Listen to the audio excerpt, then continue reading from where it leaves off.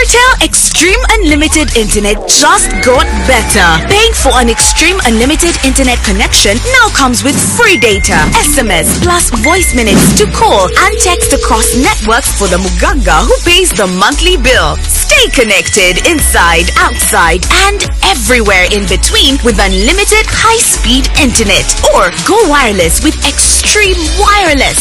Choose the perfect plan for your lifestyle. Stream more, share more and live smarter. Dial *125# or call 125 today to upgrade your internet. Tuzze wano okwogera ku nsonga za ensala evudde mu musango gwawabibwa Hajjat Farida Nambi eyawangulwa mu kalulu k'e Kawempe nga ffenna tufunye ensala olwaleero eddakiika ntono nnyo emabega nga kkooti erangirira nti okulonda kusaziddwamu era ng'esaba nti bannakawempe badde mu kalulu. Ekisooka tetukkaanya na nsala eyo wadde tugiteekamu ekitiibwa kuba evudde mu kkooti era tulina bingi bye tuwakanyaamu kye tulowooza nti ezza ne demokrasiya emabega kubanga omulamuzi ensonga zasinziddeko ze tugenda obbalambululira ebbiri okusazaamu okulonda kwa Kawempe tulowooza nti nfu mu mateeka era eteeka omusingi gwa Uganda ogwa demokrasiya mu mbeera embi okugeza nga bw'ogamba nti omuntu bw'aba alaba nga akalulu kagenda musinga afuneyo agavubuka gajje gasamba ebbokisi olumala gagambe nti nno oli agende mu kkooti nga bwe kyali mu kalulu k'e Kawempe.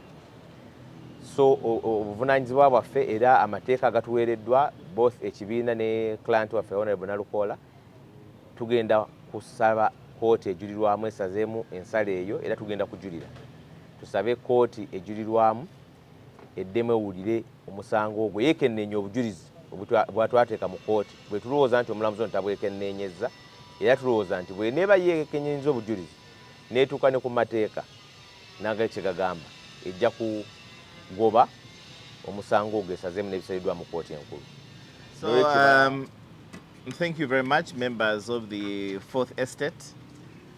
You've walked with us this journey from when it began about 3 weeks ago to today. As I earlier highlighted by our colleague Kansom Sisi, at exactly 12:30 this afternoon, we received the judgment in election petition number 1 of 2025, challenging the election of Honorable Nalukoola as the Member of Parliament for Kawempe North constituency. We would like to highlight that there were a number of allegations that were put forward by Hajjat Nambi as far as this election was concerned. The total number of allegations were close to 27 allegations, ranging from different issues to do with bribery, obstruction of election officials, or obstruction of voters, campaigning, and disenfranchisement. And the court has annulled this election on 2 main grounds. The first ground is that the non-inclusion of the votes of 16,640 as the petitioner erroneously called them affected the results of the election in a substantial manner. Secondly, that Honorable Nalukoola campaigned at one of the polling stations in Kazo, Angola, and court, in its wisdom, found that this allegation had also been proved. So those are the only 2 grounds upon which the election and the will of the people of Kawempe North has been set aside by the Honorable Court. As officers of court, our number 1 obligation is to respect all court judgments, whether sensible or not, whether legal and compliant or not, or otherwise. Our duty is to respect. And we would like to say that as the legal team for Honorable Nalukoola, we respect the court judgment. However, we hasten to add that we fundamentally, we legally, we factually, and logically disagree with the judgment of court because it has defied all the known legal principles under the law. We've been saying it quite often, and we shall still continue to say it, that Uganda is a Commonwealth country, and we are bound by the doctrine of precedent. We are bound by the doctrine of stare decisis. And all courts are in hierarchy. So as a high court is bound by the decisions of the Supreme Court and the Court of Appeal.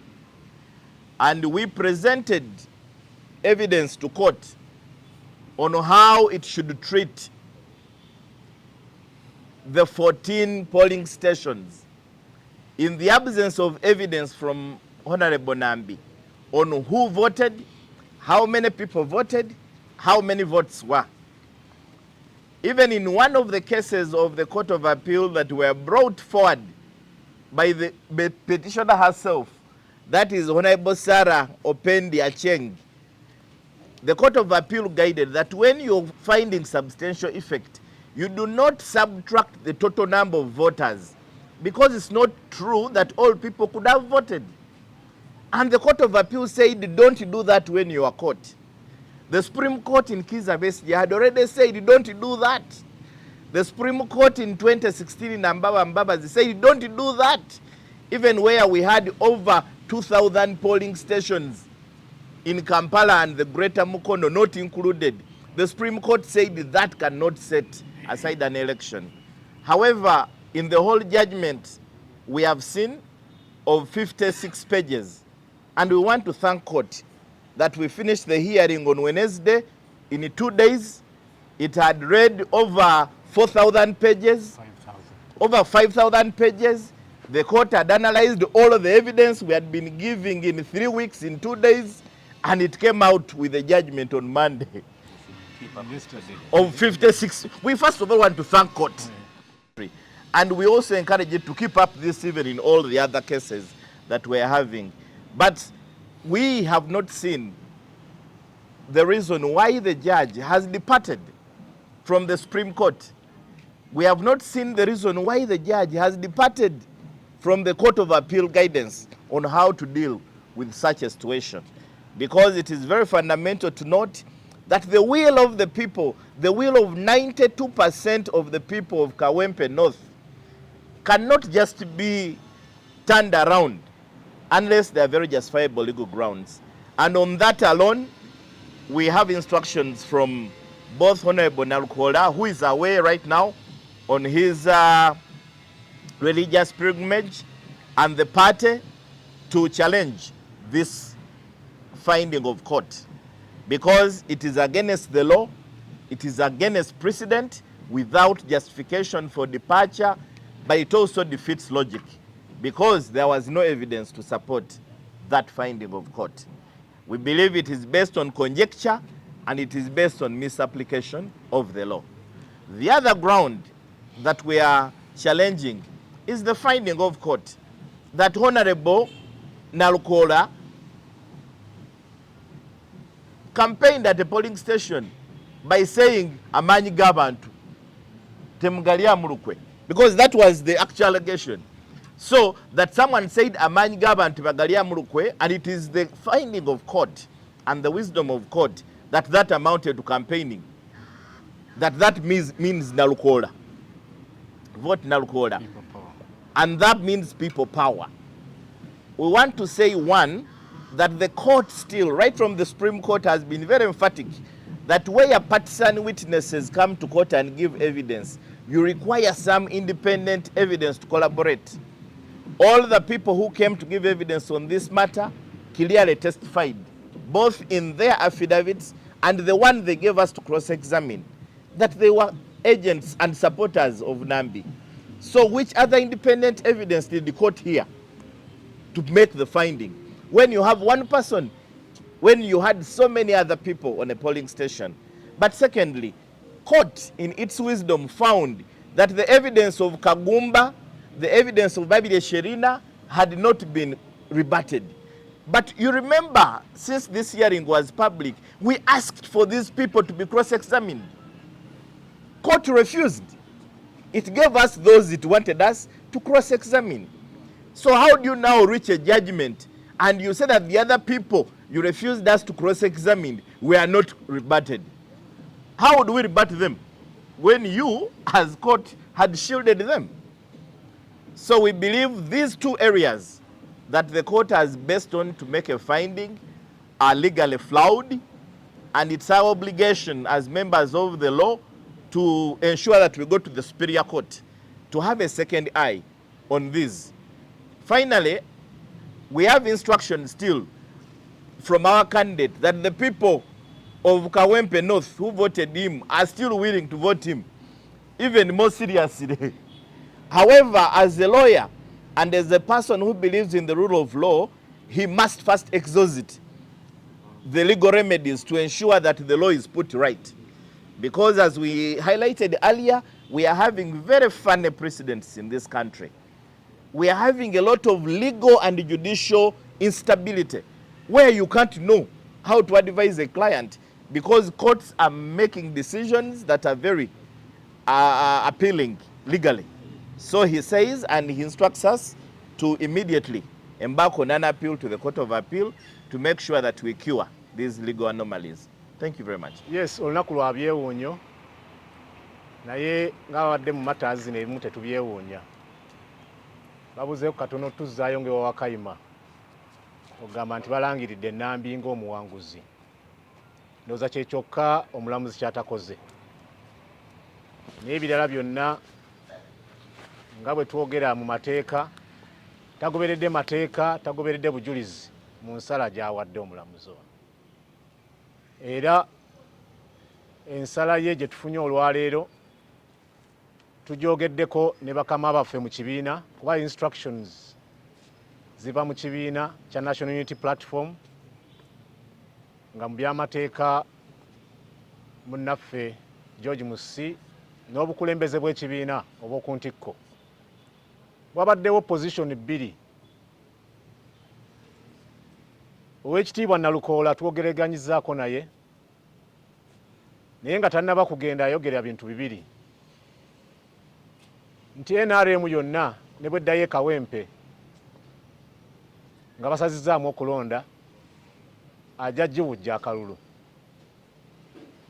Position ey'okubiri nti nno tayinza kuleka nsonga zisaliddwawo mu bukyamu zisigale ku record.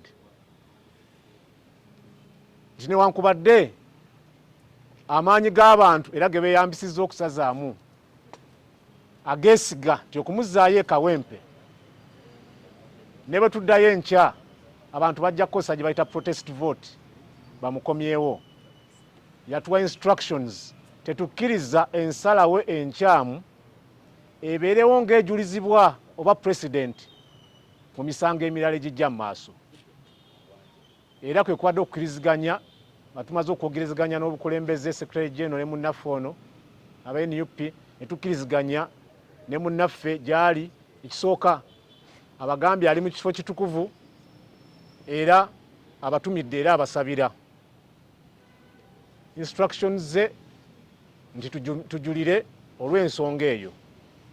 Mu mateeka bw'olekawo ensala enkyamu newankubadde ogeewulira ku ground eyinza okweyambisibwa mu bukyamu ne bajulijuliza mu misango emirala nagyo ne bagidibaga.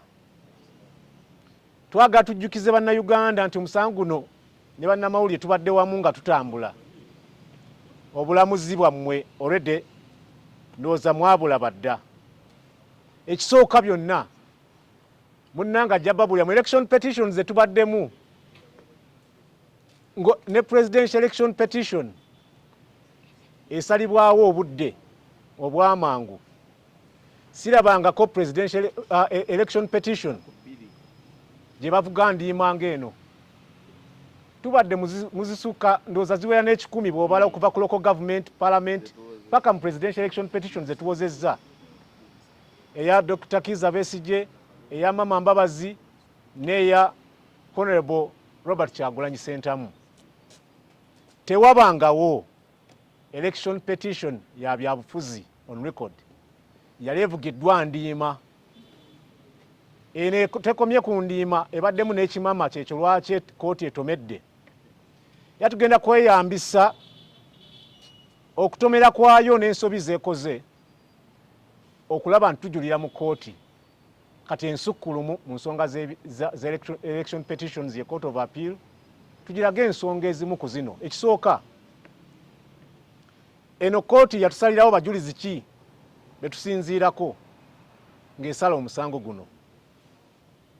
Kooti yasalawo abajulizi bonna betwagisaba 30 naye tulonderamu abajulizi betulina okweyambisa musango guno okulaba ntuwakanya enteekateeka n'empaaba ya Nnambi. Kati ate kooti yemu neyeyambisa obujulizi bwabo bwe yatugaana okuwakanya nti ate mwabuwakanya yemu ku grounds etugenda okweyambisa otugaanye okuwakanya abajulizi betusabe tuwakanye nga tuyita mu cross examination. Nene weeyambisa nti abajulizi bebamu obujulizi bwabwe tetwabuddamu okuddamu obujulizi mu election petition bagita cross examination kuba oba tojja kuwandiika volumes ng'oddamu buli kigambo mu nnaku ze batuwa entono. So awo amenye mateeka era endiima ettomezza mu nsonga eyo era kwasinzidde n'asalawo nti abalonzi bonna abali mu register ku bitundu abamu betwalaba nga bali mu uniform z'amagye ne kale ezimu ezaali mu kalwako kawakanya nga baasayasa bokisi zino nti abantu bonna 640 ng'ogasseeko abafu ogasseeko abaava mu ggwanga lino ogasseeko abalwadde ogasseeko abasomi abali wabweru w'eggwanga oba bataali kawempe ng'abantu abajja baali bitundu 14 ku buli 100 agambye nti ebitundu 10 ku 10 mu polling station 14 abatalonda bonna nga abafumu batadde n'abalala bagibwako eddembe lyabwe nti abafu bagibwako eddembe ly'okulonda abali mu malwaliro bagibwako eddembe ly'okulonda abatakyali mu ggwanga bagibwako eddembe ly'okulonda n'olwekyo akalo tekaali ka mazima na bwenkanya kuba eddembe lyabwe lyabagibwako nti bw'obakwata abo bonna abali mu register n'olaba ne difference yaliwo ey'akanaana n'ogigatta n'ojjawo 60,000 n'olaba akanaana nti awo kitegeeza nti Honorable Nalukoola teyandikoze eki teyandiwangudde kalulu kano nti abali mu register bonna ng'obabaze n'otunuya ne difference gyalina kyekyo lwaki kisaanidde okuddayo okuorganizinga akalulu kano kyayise mu mazima n'obwenkanya ku bantu bano. Kyetulowooza nti nno tekibangawo si gwe gusoose embeera bw'etyo okubaawo. Ensonga eno yaliwo mu musango gwa Oweekitiibwa Maama Mbabazi era gwe twalimu ne siniya waffe Mbabazi ono era yatukulembera nti ensonga ze zimu bwe twaziteeka mu kooti kuba ku oloffe twali tuwaaba kooti yatugamba toyinza kutunuulira balonzi bonna olw'ensonga z'emmenye nti kuba temuyinza kulonda 100%. Kati ensonga ze zimu ate abali ku sayidi eri ze batuwadde abe NRM ku lwaluli ensonga NRM gye twali tuvuganya mu kooti ensukkulumu era balamuzi ne bagamba nti NRM akakalulu yakawangula era pulezidenti bamulayiza. Ensonga ze zimu NRM ku luno bwe zireese ate etteeka ne balikyusa nti amateeka agakola ku Supreme Court mu musango gw'Oweekitiibwa Maama Mbabazi ku nsonga y'emu kati ate kooti etandikirwako egakyusizza ze zimu ku nsonga ze tugenda okulambika mu kooti ensukkulumu. Era kye twewuunya nti ensonga endala nga bwe mba nnyonnyodde nti ekyokugamba nti nno the Honorable Nalukoola yakola campaign kwolwo olunaku nti yayogera ebigambo nga people power maanyi g'abantu nti ate obujulizi abaabuleeta ne tutabawakanya newankubadde kooti yatugaana obbawakanya nti eyo ensonga ey'okubiri tezo nze ensonga ebbiri ku nsonga nga 20 ezaleetebwa mu kooti kwesinzidde okusazaamu akalulu k'ab'e Kawempe. Tufunye instructions tugenda bunnambiro okulaba nti nno tujulira ku nsonga zino kubanga tukikakasa nti tuyinza kulaba bulabi kusalawo kw'abantu b'e Kawempe nga kugibwawo mu ngeri enkyamu mu mateeka n'engeri ey'okupapiriza kubanga nga twababuulira justice carried is justice miscarried. Tufunye miscarriage nti olubuto oluvuddemu mangu nga ne natuuka kuzaalibwa ekyo nga akikoze ye mulamuzi abadde musango guno newankubadde ffe nga bapuliida ensala eyo tusobola ogiwa ekitiibwa naye tugaana giwakanya genda mu kooti ensukulumu mu nsonga z'ebyokulonda tuwakanye ensala eno kubanga tukikakasa tebadde ya mazima na bwenkanya.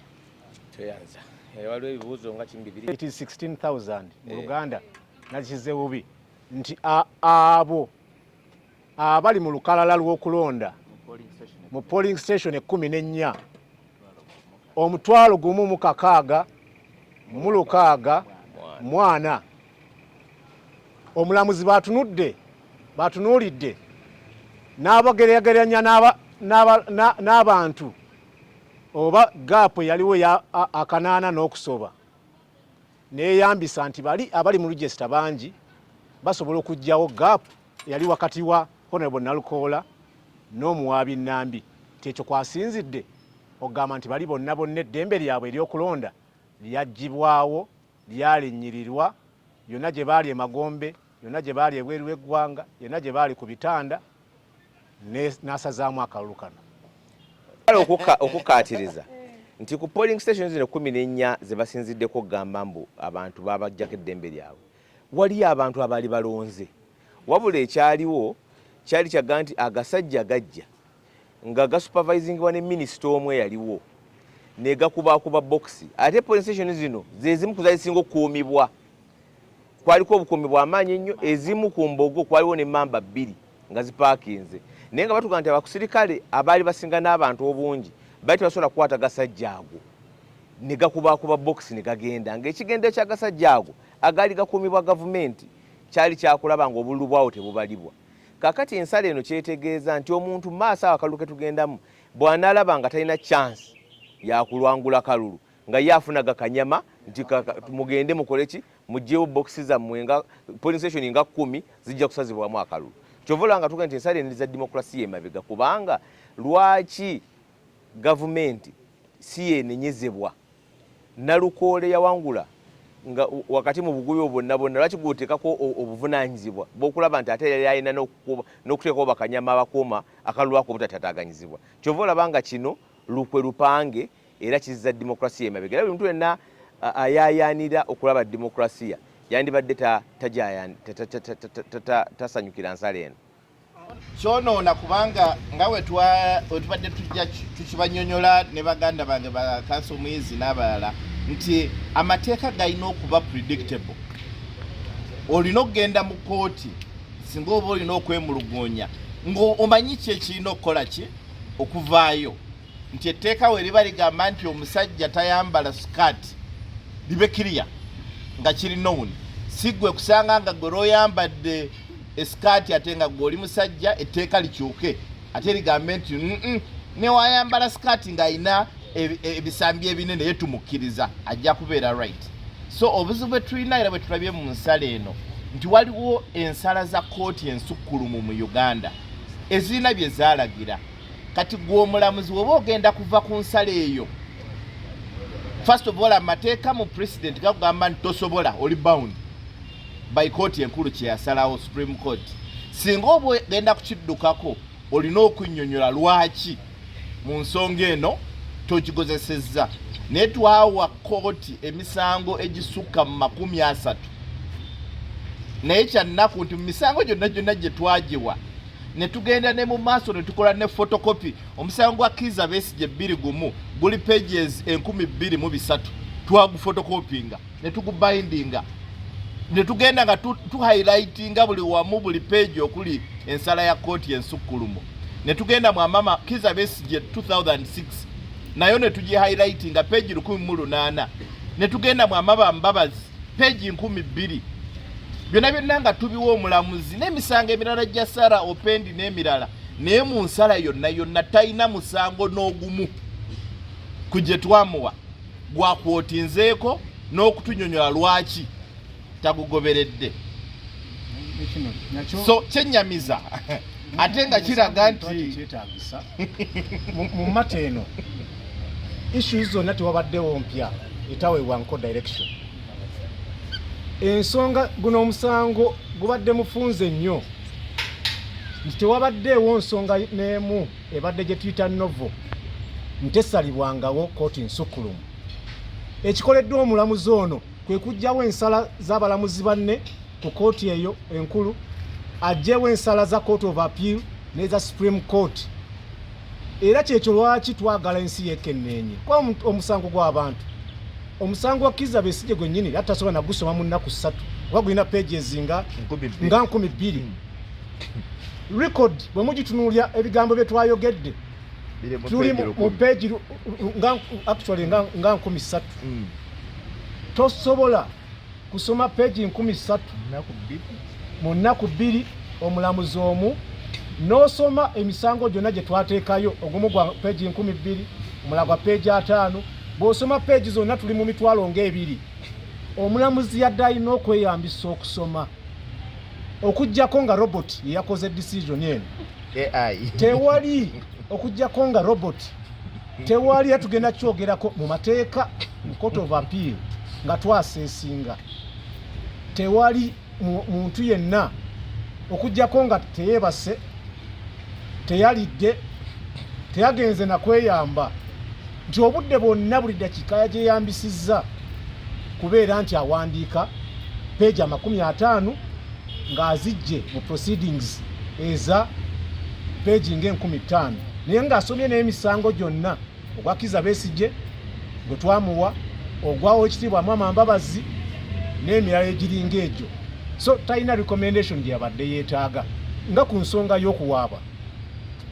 Fe amateeka gabadde gatulaga nti omuntu yenna asingiddwa mu kalulu bw'otawaaba nti omuntu waliwo violence, bw'wabaawo ebyonoonebwa nga bw'ayogera ku polling station eyo, n'atagenda ku poliisi, n'atagenda mu electoral commission, n'atawaaba wantu wonna, kooti egamba nti nno tugiyita afterthought, nti wagenza okuwaaba weerowooza nti nsobola okuwaaba. Kati kyekyo lwaki ffe nga bannamateeka ba Nalukoola twali tumubuuza kimu wawaaba. Kati ensonga ati yeetaagako okuba direction. Kooti zaatugamba dda nti omuntu bw'atawaaba tewabaddewo ekikyamu aba takyasobola kweyambisa nsonga eyo kusazaamu kalulu. Kyekyo lwaki temwewuunya we muddayo emabega omuwaabi yali akkiriza nti mpanguddwa era n'ekyamuwanguza ng'akyogera. Ekitegeeza kyekyo lwaki yali tawaabye ng'amateeka bwe gagamba mu electoral commission, ku poliisi n'ebirala. Kati ezo ezimu ku nsonga ze tulowooza nti omulamuzi ono yeewadde obuyinza bwonna n'amaanyi gonna okuggyawo ebiragiro biri byonna byogerako ebyaweebwa Supreme Court, Court of Appeal n'abalamuzi abaluddewo mu nsonga zino. Tetulowooza nga kibadde kituufu era tugenda kugenda mu maaso nga tukiwakanya. Kakyuka mu ssemateeka n'amateeka agafuga ebyokulonda ge yalagira mu 2016 bwe tuddamu Mama Mbabazi waliwo enkyukakyuka kooti ze yarecommendinga nti bwe tuba twagala okulonda okulungi okw'amazima okuli compliant bawoberewo enkyukakyuka ezo, naye byonna teri kikoleddwa paka olwaleero. Era mbadde muwulira amaloboozi ag'enjawulo mu bakulembeze ab'enjawulo mu Parliament ne mu bibiina nga gayayaana okufuna enkyukakyuka mu mateeka g'ebyokulonda, naye amaloboozi ago gonna gatuuliddwako. So kyandibadde kirungi naye ate newe kyandikoleddwa leero mu guno, era abo balina obuyinza n'obuvunaanyizibwa okukola enkyukakyuka si priority yaabwe era si kyebaagala. Nti ku polling stations zino 14 ze basinziddeko okugamba mbu abantu babajja ku ddembe lyabwe waliyo abantu abaali balonze wabula ekyaliwo kyali kyaga nti agasajja gajja nga gasupervisingwa ne minisita omwe yaliwo negakubakuba boxi ate polling station zino zezimu kuzazisinga okukuumibwa kwaliko obukuumi bw'amaanyi nnyo ezimu ku mbogo kwaliwo ne mamba 2 nga zipaakinze naye nga batuga nti abakusirikale abaali basinga n'abantu obungi bali basobola kukwata gasajja ago ne gakubakuba boxi ne gagenda ng'ekigendo ky'agasajja ago agaali gakuumibwa gavumenti kyali kyakulaba ng'obululu bwawo tebubalibwa. Kakati ensala eno kyetegeeza nti omuntu mu maaso awo akalulu ke tugendamu bw'anaalaba nga talina chance yakulwangula kalulu nga ye afuna gakanyama nti mugende mukole ki muggyewo boxi zammwe nga polling station nga 10 zijja kusazibwamu akalulu. Kyovola nga tuga nti ensala eno za demokrasiya emabega kubanga lwaki gavumenti si yenenyezebwa Nalukoola yawangula nga wakati mu buguyo bonna lwaki kuteekako obuvunaanyizibwa bw'okulaba nti ate yali alina n'okuteekako bakanyama abakuuma akalulu ako obutatataaganyizibwa. Kyova olaba nga kino lukwe lupange era kizza demokrasiya emabega era buli muntu yenna ayaayaanira okulaba demokrasiya yandibadde tasanyukira nsala eno.